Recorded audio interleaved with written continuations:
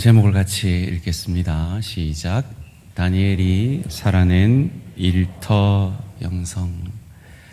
이 더운 여름 일터 가운데 그리스도의 대사로서 소금과 빗대기 위해 몸부림치신 우리 대한가족들을 주님의 이름으로 진심으로 존경하고 사랑합니다. 나는 직업 없는데요 하시는 분들이 계실지 모르지만 주부도 직업이죠. 내가 하는 모든 일을 통하여 하나님의 영광을 돌리라. 우리는 그 말씀들을 묵상하고 있습니다. 여쭤볼게요. 여러분 직장 혹은 이웃이 여러분이 그리스도인인 것을 알고 계십니까? 알고 있다면 어떻게 알고 계십니까? 여러분이 말했기 때문이겠죠. 혹은 여러분이 식사를 할 때 간절히 기도를 하고 식사를 했기 때문이겠죠. 주일날 교회 가는 걸 알고 있기 때문일 수도 있겠습니다. 그러나 그 수준을 뛰어넘기를 원하시는 하나님의 뜻을 우리는 본문 가운데 발견하게 됩니다. 한국 기독교는 많은 경우에 신앙을, 믿음을 어떤 종교적인 열심으로만 이해해 왔던 것이 사실입니다. 그러나 에베소서 6장 말씀을 접하면 결코 그것이 종교적인 어떤 형태의 모습만은 아닌 것을 우리가 알게 됩니다. 그런 의미에서 제가 오래전에 들었던 한 얘기, 언젠가 제가 말씀드린 기억도 나는데요. 그 이야기는 우리에게 많은 생각할 거리를 주는 것 같습니다.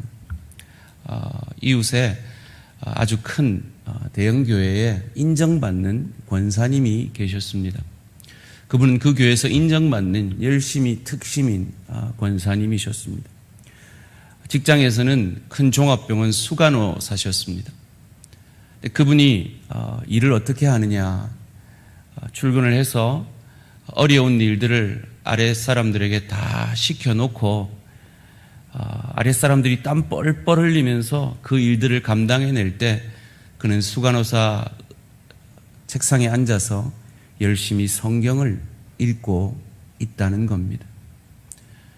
그 얘기가 저한테까지 전해질 정도로 그 장면을 목도했던 그리스도인들 뿐만 아니라 비그리스도인들도 엄청난 분노를 바라고, 그 분노가 제가 잘 아는 또 다른 수간호사에게 전해지고, 그 수간호사가 제게 말을 해줘서 알게 된 거죠. 여러분은 일터에서 어떤 모습이십니까? 저희는 계속해서 일을 통해 하나님 어떻게 영광을 돌릴 수 있는가를 고민하고 있습니다. 우리는 돈을 벌기 위해서 일합니다. 맞습니다. 삶의 의미를 찾기 위해서 일합니다. 맞습니다. 그러나 그리스도인들은, 참 하나님의 사람들은 그 돈과 삶의 의미를 넘어서서 하나님이 나를 대신하여 그 일을 하고 있다는, 하나님이 내게 맡기신 사명이라는 사명을 이루는 것으로 그 일을 감당해야 함을 오늘 본문은 우리에게 가르쳐 주고 있습니다. 2년 가까운 시간 동안 우리는 에베소서 강해를 묵상하고 있죠.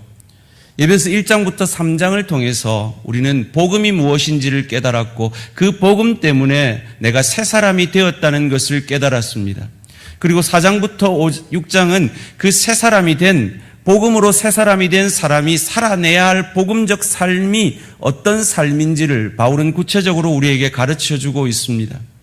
그것을 한마디로 요약하면 옛사람을 벗어버리고 이기적인 네 배가 신이었던 그 죄된 삶을 벗어버리고 새 사람을, 그리스도 예수로 말미암아 새 사람 된 자답게 그리스도 예수를 닮아 이타적으로 살아내라라는 것이 복음적 삶임을 우리에게 말해주고 있습니다. 그것을 에베소 5장에서는 어리석은 자에게서 돌이켜 지혜로운 자가 되라라는 명령으로 우리에게 가르쳐주고 있습니다.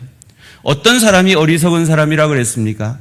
자기 감정대로, 자기 욕망대로, 자기 생각과 자기 열심으로만 살아내는 사람. 이런 어리석은 사람의 모습은 이기라는 열매를 맺어낼 수밖에 없을 것입니다.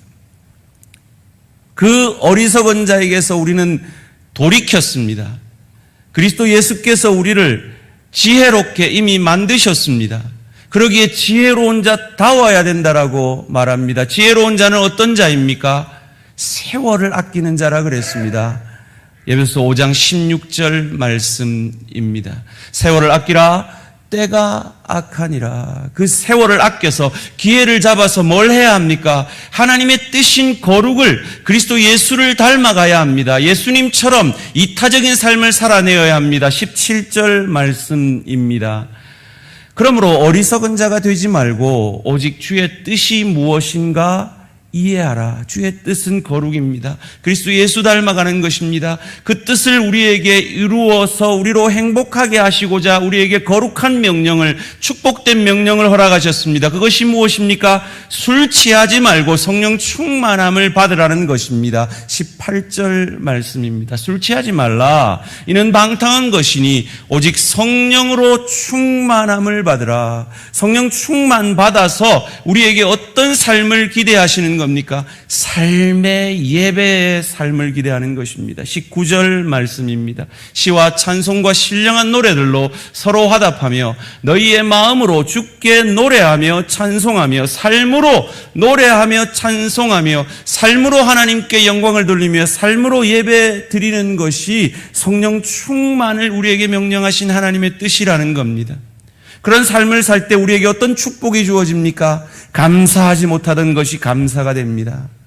범사에 감사하게 되지요. 범사에 우리 주 예수 그리스도의 이름으로 항상 아버지 하나님께 감사하며. 정말 그리스도인이 감사해야 할 게 뭘까요? 아, 저 사람은 복 못 받았는데 나만 복 받았네요. 이걸까요? 아니요. 그게 아니라 내가 받은 그 복이 복의 통로가 되어지고 은혜의 통로가 되어져 피차 복종함으로 나를 통해 내 아내가, 내 남편이, 내 부모가, 내 자녀가, 내 동료가, 내 지체가 행복해지고 유익을 얻게 되어지는 그것이 내 기쁨이요 참 감사의 제목인 것입니다. 그것을 21절에서 말합니다. 그리스도를 경외함으로 피차 복종하라. 여기서 피차가 누굽니까? 22절부터 33절까지 남편과 아내입니다. 6장 1절부터 4절까지는 부모와 자녀입니다. 그리고 오늘 우리가 읽은 본문 5절부터 9절까지는 종과 상전, 오늘날로 말하면 사장님과 종업원, 직원들과 부하 직원, 혹은 동료, 혹은 상사의 관계 속에서 내가 성령 충만한 자인 것을, 그래서 내 배가 신이 아니라 새 사람이 되었고 지혜로운 사람이 되었고, 그래서 나의 존재됨은, 나의 감사는, 나의 기쁨은 나로 인하여 내 남편이 행복해지고 내 아내가 복되어지고 내 부모가 영광받고 내 자녀가 유익을 얻고 내 동료와 지체가 행복해지는 그것임을 삶으로 보여내는 것입니다. 그것이 어디에서 이루어져야 되는가? 우리가 세상이라고 말하는 직장 속에서 우리의 삶의 예배를 통해 드러나야 한다 그랬습니다. 그 삶의 예배는 어떤 모습이라 그랬습니까? 하나님을 두려워하고 떠는 모습이라 그랬습니다. 그래서 하나님 앞에서 살기에 하나님을 두려워하고 떨며 성실한 마음으로, 여기서 성실한 마음은 나를 고용한, 나를 산 주인의 유익을 위한 이타적인 삶을 얘기합니다. 오늘 본문 5절이 그것을 우리에게 가르쳐 줍니다. 종들아, 두려워하고 떨며 성실한 마음으로 육체의 상전에게 순종하기를 그리스도께 하듯 하라. 어떤 태도로요? 눈가림만 하지 않는 태도로요. 6절 말씀입니다. 눈가림만 하여 사람을 기쁘게 하는 자처럼 하지 말고 그리스도의 종들처럼 마음으로 하나님의 뜻을 행하고. 정말 그 권사님이, 앞서 말한 권사님이 하나님 앞에 사는 자라면 자기 아랫사람에게는 어려운 일 다 시켜놓고 자기는 근무 시간에 성경 보면서 나는 거룩하다, 나는 은혜 받고 있다, 이렇게 눈가림할 수 있을까요? 결코 그럴 수 없습니다. 이어지는 7절 말씀 가운데 어떤 마음으로 하라고 합니까? 기쁜 마음으로. 이건 원문으로 보면 선한 의지로 내 최선을 다해서 나의 나됨을 통해 내가 일하는 그 일터가, 오늘 우리 가게에 오는 그 손님들이, 나를 고용한 그 사장님이 유익을 얻도록 하는 것이 하나님이 성령 충만한 우리에게 명령하시는 삶의 예배의 내용인 것입니다. 이것은 직원들뿐만이 아닙니다.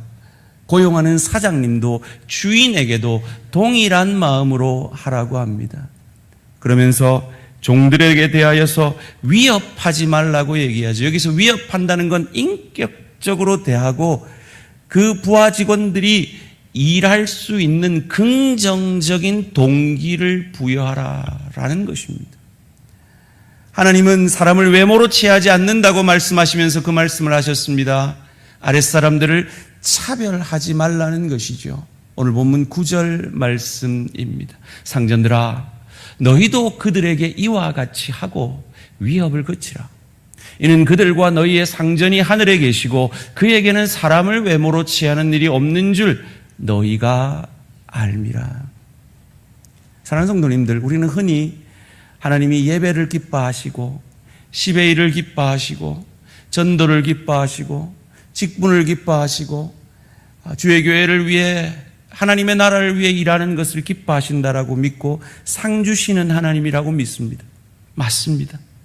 그런데 하나님은 그런 종교적인 열심에 대하여 상 주실 뿐만 아니라 여러분이 주부로서, 여러분이 직장인으로서, 여러분이 사업을 하는 사람으로서 그 일터에서 오늘 본문의 말씀처럼 몸부림칠 때 하나님은 상을 약속하고 계신 분입니다. 8절 말씀 다 같이 함께 읽겠습니다. 시작.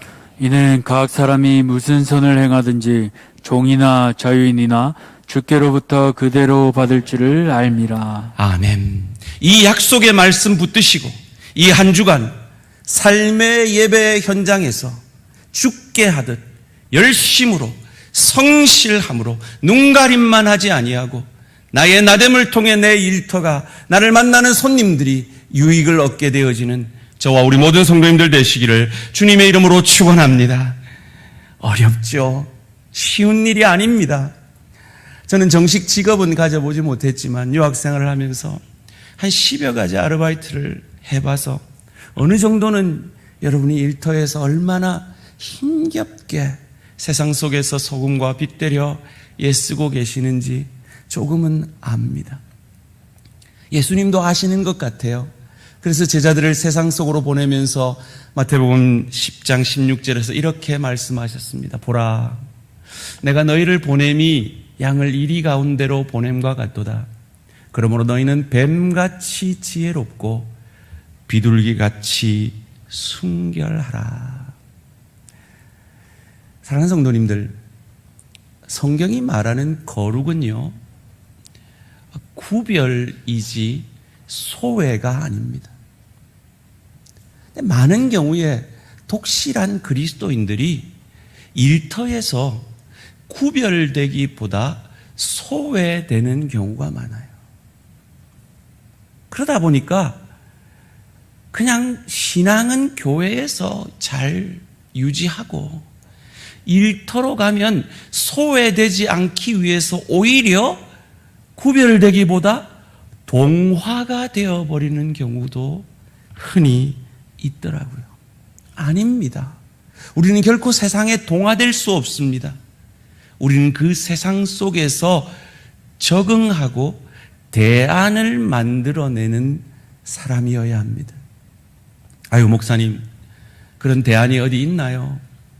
있더라고요. 세상 속에서 자기 정체성을 지키면서 그 정체성 속에서 세상 가운데 구별되지만 소외되지 않고 오히려 그 세상 속에서 세상을 유익게 한 사람을 저는 오늘 소개해 드리기를 원합니다. 다니엘이라는 사람입니다. 다니엘이 살아낸 일터의 영성은 두 가지로 이렇게 설명이 되어질 수 있을 것 같습니다. 첫째로, 다니엘은 이름이 바뀌는, 그리고 내시가 되어지는 성적 정체성의 혼란 속에서도 문화적 대안으로 자기가 하나님의 사람인 이 정체성을 드러내므로 일터 영성의 삶을 살아내었습니다.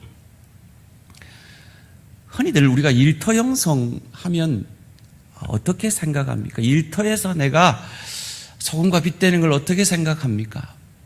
내가 밥 먹을 때 식사기도 해야지. 맞습니다.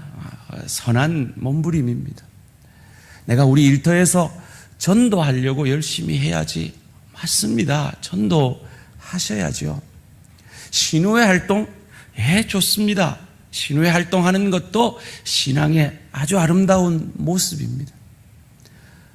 그러나 그런 모습들을 뛰어넘어서 세상 속에 문화적인 대안을 제시하고 그리해서 그 세상을 유익게 하는 사람으로 서가기를 우리 다니엘이라는 인물은 우리에게 도전하고 있습니다.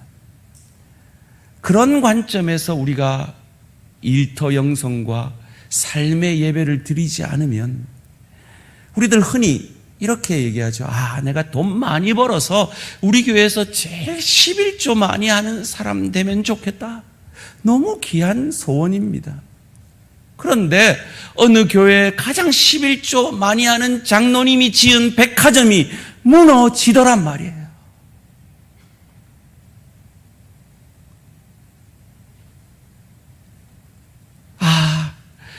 우리 지금 수출해야 되는데 이 수출 수입 잘 될 수 있도록 기도해 주십시오.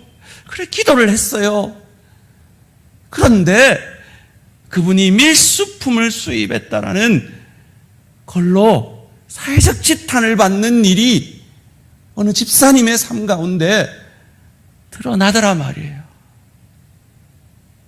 수단 방법 가리지 않고 벌어서 교회만 헌금 많이 하면 되는 게 일터 영성이 아니라는 거죠. 하나님이 우리에게 뜻하시는 것이 아니라는 거죠. 그럼 무엇입니까? 그 세상 속에서 문화적 대안을 정체성의 혼란 속에서도 만들어내는 사람. 왜 다니엘이 정체성의 혼란을 겪었습니까? 이름이 바뀌었습니다. 노예가 됐거든요. 포로가 됐거든요. 거기다가 왕궁에서 일하려고 하니까 내시가 되어버렸습니다. 성적 정체성도 어려워졌습니다.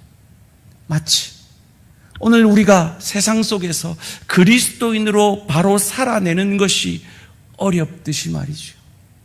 그런데도 다니엘은 자기의 정체성을 지켜냅니다. 오늘 보면 7절 말씀, 다니엘서 1장 7절 말씀입니다. 환관장이 그들의 이름을 고쳐 다니엘은 벨드사살이라 하고 하나냐는 사드락이라 하고 미사엘은 메삭이라 하고 아사랴는 아벳느고라 하였더라. 여기 계신 우리 어르신들 중에 이런 정체성의 혼란을 겪어보시지 않았습니까? 우리 일제시대에 우리 이름과 우리 말을 빼앗기고 우리의 이름이 바뀌어지는 그런 일들 말이죠. 이름이 바뀐다는 건 이건 참으로 어려운 도전입니다. 여기 계신 분들 중에 아직 제 이름을 모르는 분 없으시죠? 제가 이민교회 13년 목회하고 떠나는데요. 감사 편지를 쓰는데 어느 성도님이 김성곤 목사님에게 이렇게 편지를 쓰는 걸 보고 제 이름이 어렵긴 어렵구나 하는 생각이 들었습니다. 저희 아버님이 저에게 거룩하고 권세로우라고 성권이라는 이름을 주셨습니다. 여러분 각자는 이름이 있습니다. 그리고 우리 모두는 동일한 이름이 있습니다. 그리스도인이라는 이름 말이죠. 그리스도와 하나 된 자라는 이름 말이죠. 그 이름을 가지고 세상 속에서 살아낸다는 것, 결코 만만한 일이 아닙니다. 마치 다니엘처럼 말이죠. 그런데 다니엘은 어떻게 살았습니까? 이어지는 다니엘서 1장 8절에서 15절 말씀이 그가 그 정체성 속에서 어떻게, 그 정체성의 혼란 속에서 어떻게 삶을 살아낸지를 우리에게 보여줍니다. 다니엘은 뜻을 정하여 왕의 음식과 그가 마시는 포도주로 자기를 더럽히지 아니하리라 하고 자기를 더럽히지 아니하도록. 왕의 음식은 우상에게 바쳐진 음식입니다. 그가 마신 포도주는 자기를 더럽히는 것입니다. 그래서 왕의 환관장에게 감히 구합니다. 하나님이 다니엘로 하여금 환관장에게 은혜와 긍휼을 얻게 하셨기 때문입니다. 환관장이 다니엘에게 이르되 내가 내 주 왕을 두려워하노라. 그가 너희 먹을 것과 너희 마실 것을 지정하였거늘 왕이 먹으라고 한 거 너희에게 먹게 하지 아니하고 너희의 얼굴이 촉해하여 같은 또래의 소년들만 못한 것을 왕이 보게 할 것이 무엇이냐. 그렇게 되면 너희 때문에 내 머리가, 내 목숨이 왕 앞에서 위태롭게 되리라 하니라. 환관장이 다니엘과 하나냐와 미사엘과 아사랴를 감독하게 한 자에게 다니엘이 말하되 청하오니 당신의 종들을 열흘 동안만 시험하여 채식을 주어 먹게 하고 물을 주어 마시게 한 후에 당신 앞에서 우리의 얼굴과 왕의 음식을 먹는 소년들의 얼굴을 비교하여 보아서 당신이 보는 대로 종들에게 행하소서 하매 그가 그들의 말을 따라 열흘 동안 시험하더니 열흘 후에 그들의 얼굴이 더욱 아름답고 살이 더욱 윤택하여 왕의 음식을 먹는 다른 소년들보다 더 좋아 보인지라. 소원합니다.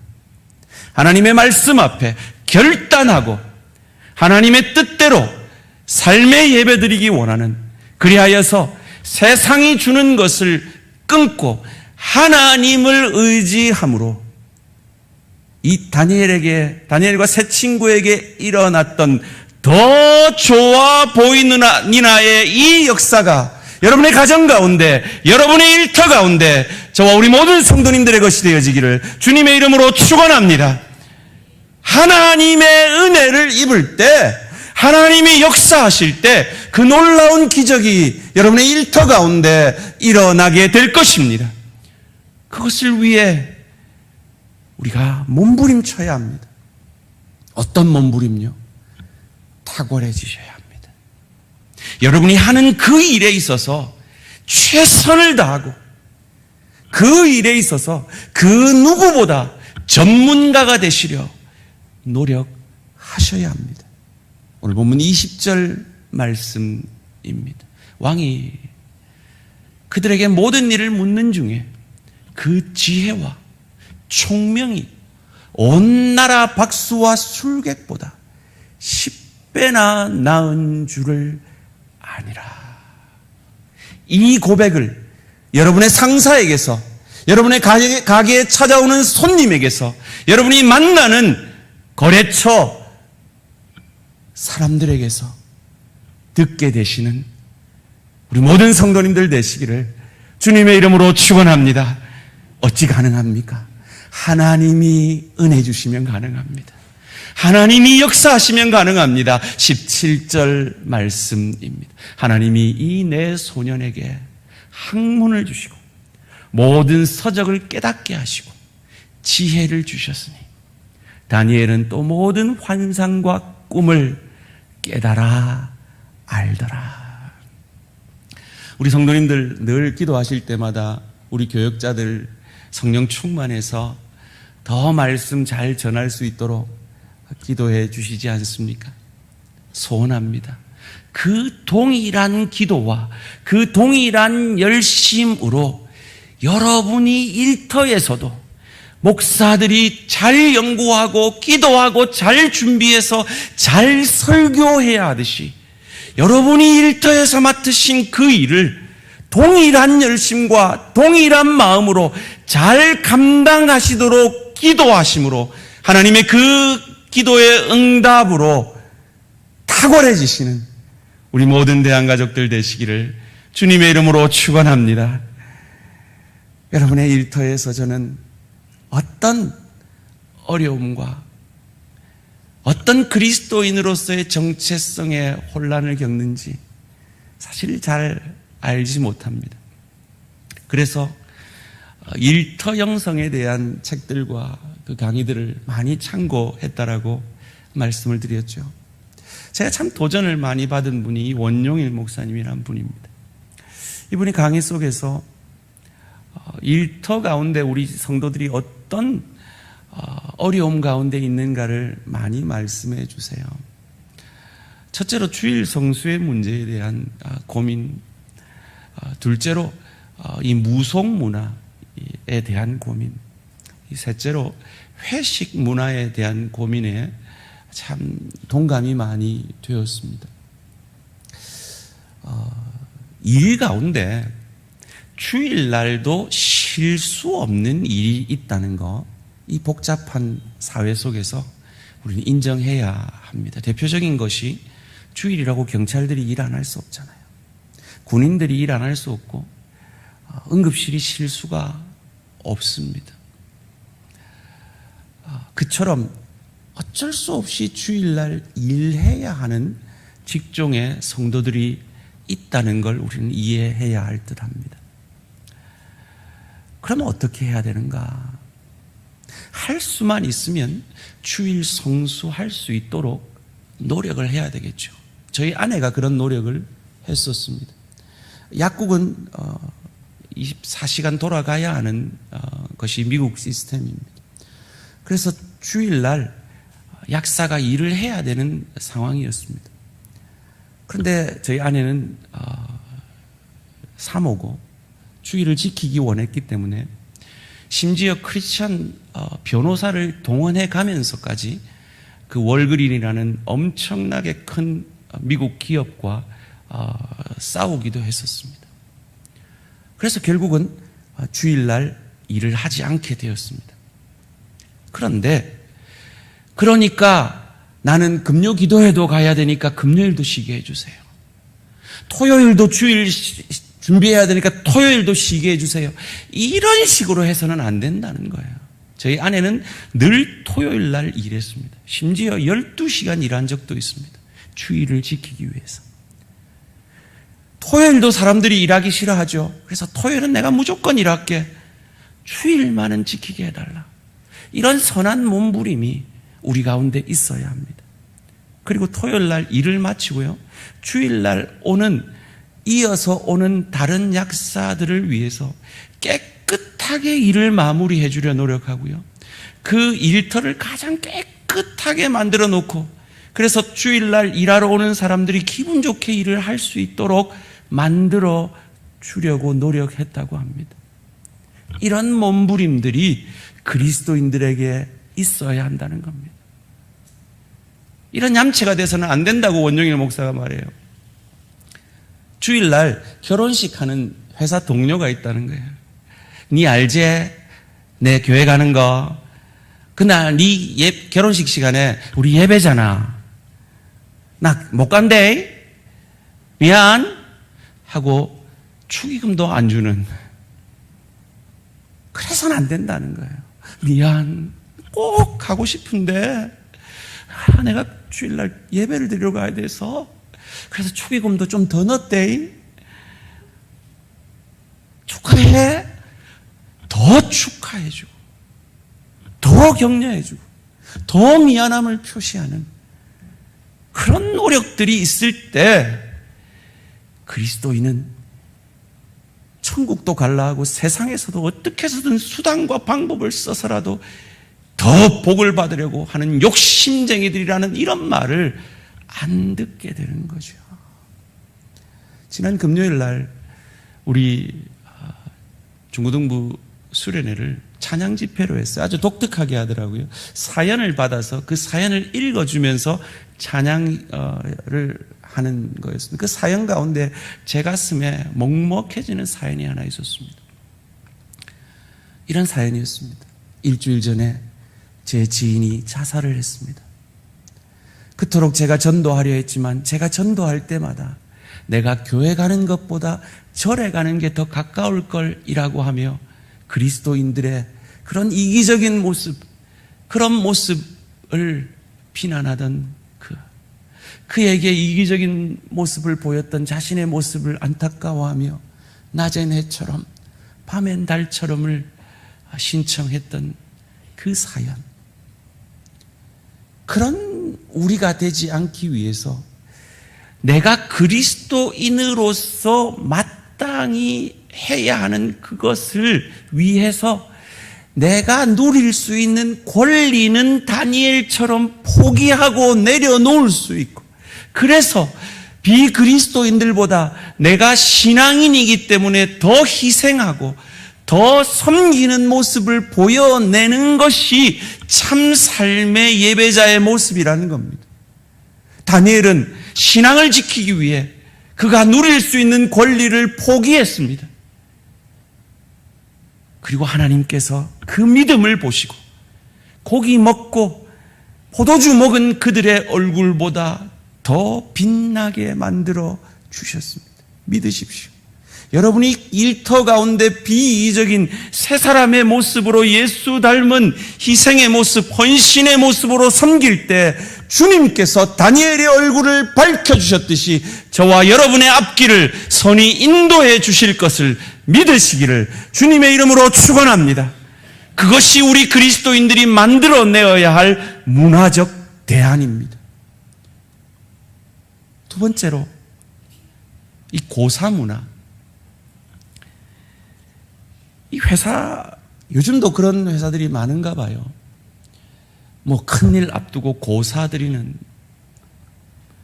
나는 그리스도인이니까 거기 안 가, 이러지 말고 이 원 목사님은 권합니다.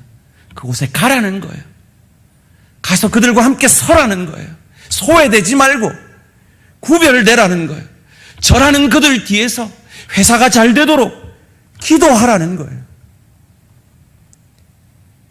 그리고 대안을 제시하라는 거예요.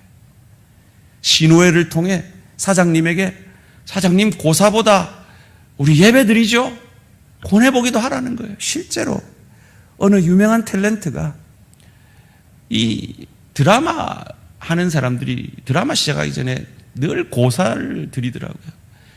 그게 걸렸던 이 탤런트가 고사 대신에 예배합시다. 그래가지고 실제로 예배 드리고 드라마를 시작했다고 합니다. 그러기 위해서 이 탤런트처럼 탁월해지셔야 합니다. 뛰어나셔야 합니다. 그리고 그 뛰어남으로 결정을 할 수 있는 임원이 되셔야 합니다. 그런데 내가 임원이 되어서 고사를 돼지 코에 절하고 10,000원짜리를 꼽지 않으면 안 되는 위치라면 나는 실력이 있지만 그 임원의 자리를 거절할 수도 있어야 한다는 것입니다. 그것이 바로 다니엘이 보여내었던 문화적 대안이라는 것입니다. 세 번째로, 회식 문화입니다. 나는 그리스도인이니까 회식 안 갈래요. 거기 가면 술 먹잖아요. 하고 소외되지 마시고 가라는 거예요. 가서 콜라 마시면서 술 취했을 때 그들이 수다 떠는 것처럼 성령에 취해서 그들과 함께 즐겁게 대화하라는 거예요. 그들의 기분을 맞춰주라는 거예요. 그리고 술 취한 동료들을 챙겨서 가장 늦게까지 그들을 택시 태워주고 그들을 돌보아 주라는 거예요. 그래서 회식 마치고 나면 그 다음날 컨디션 하나씩 건네면서 그들을 위로해 주라는 거예요. 그런 문화적 대안을 그리스도인으로서 만들어 낼 때 그들의 입에서 나올 겁니다. 내 니같이 믿을 거면 내 너희 교회 한번 가보고 싶다. 그 고백을 만들어낼 수 있는 우리 모든 대한가족들 되시기를 주님의 이름으로 축원합니다.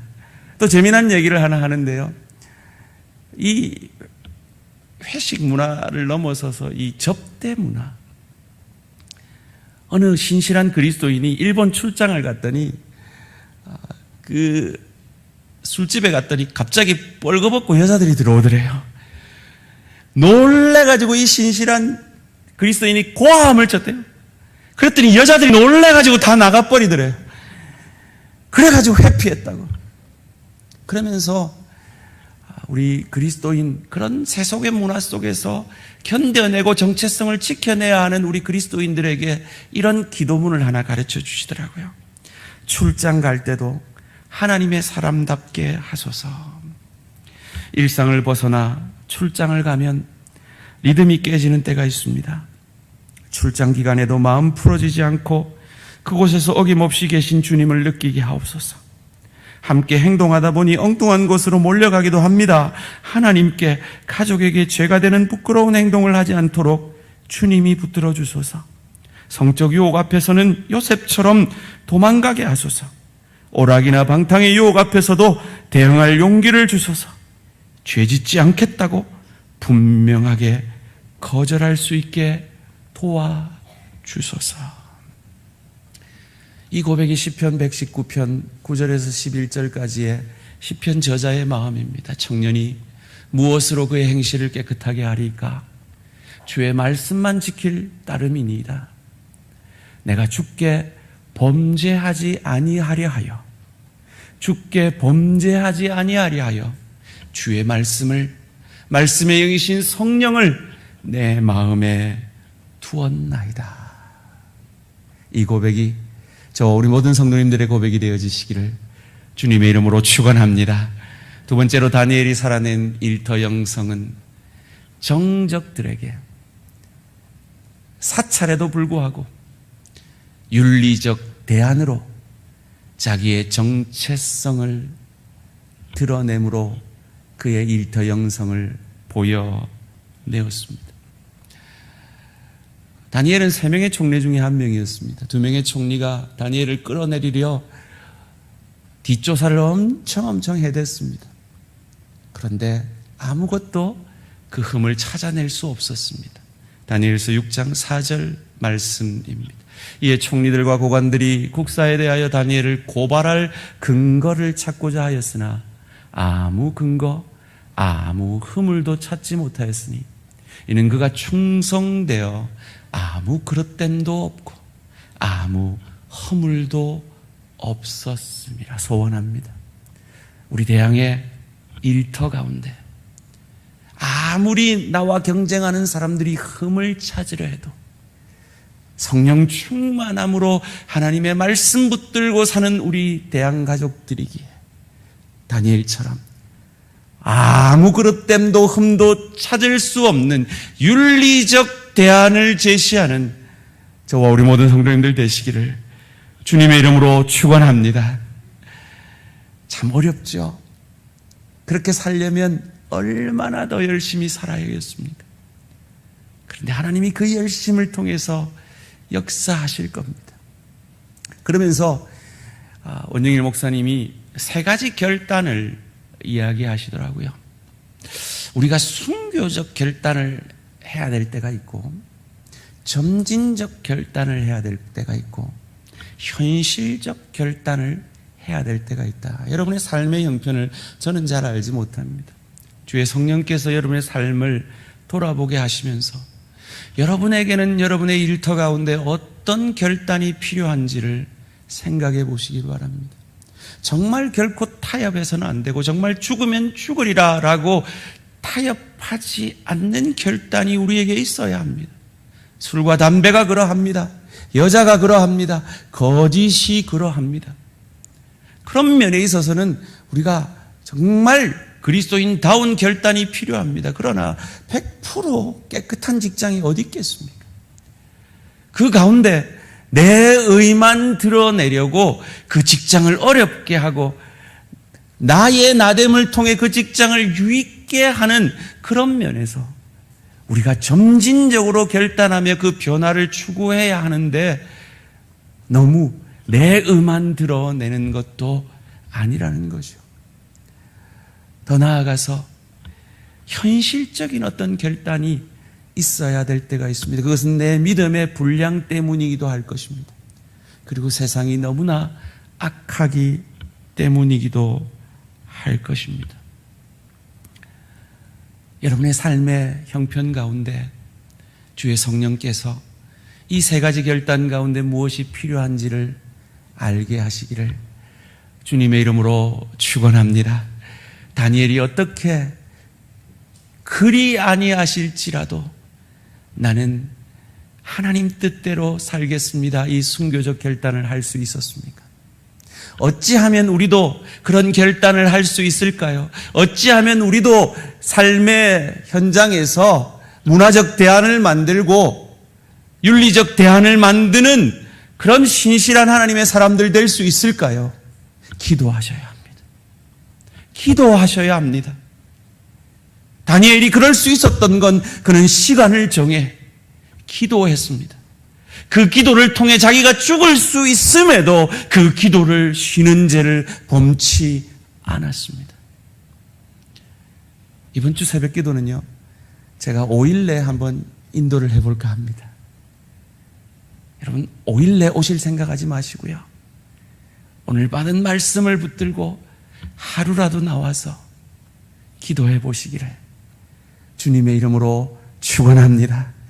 여러분의 골방의 기도 가운데 하나님 복 주세요, 복 주세요 이런 기도만 하지 말고, 하나님 내가 맡은 이 사명 정말 잘 감당해서 문화적 대안과 윤리적 대안을 만들어내는 다니엘과 같은 사람 되게 해주십시오, 이런 기도를 해보시기를 주님의 이름으로 축원합니다. 그리할 때 하나님께서 그리 아니하실지라도 내가 왕이 만든 그 우상에 절하지 않을 것입니다 라고 고백했던 이 다니엘의 고백이 저와 우리 모든 성도님들의 고백이 되어질 것입니다. 다니엘 3장 18절 말씀 함께 읽습니다. 시작. 그렇게 아니하실지라도 왕이여 우리가 왕의 신들을 섬기지도 아니하고 왕이 세우신 금 신상에게 절하지도 아니할 줄을 아옵소서. 아멘. 다니엘이 예루살렘 성전을 바라보고 시간을 정하여 기도했습니다. 그런데 이건 참 슬픈 일입니다. 왜냐하면 그가 고향으로 돌아가도 그가 내시가 되었기 때문에, 그는 더 이상 성전에 들어갈 수 없는 자가 되었기 때문입니다. 마치 우리가 아무리 몸부림치도 우리의 삶의 현장은 너무나 악하고 우리 직장은 너무나 힘들고 문화적 대안과 윤리적 대안을 만들어내기에는 나는 너무 연약한 것처럼 말이죠. 그럼에도 불구하고 다니엘은 기도했습니다. 왜요? 다니엘이 무엇을 보고 기도했을까요? 저 성전은 오실 메시아에 대한 예표다. 오실 메시아가 오면 내 이 육체의 연약에도 불구하고 나는 성전 대신 그 메시아를 통해 성전에 나아가 장소를 초월하여 예배드리는 자가 될 것이다. 그 믿음이 있었을 것입니다.